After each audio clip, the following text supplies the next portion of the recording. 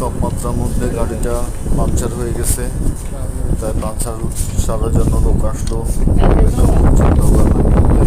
পাংচারটা শেষ করলাম প্রায় 1 ঘন্টা।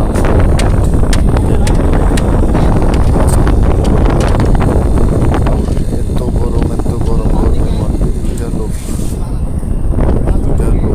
1 ঘন্টা পর্যন্ত কাজ করলো।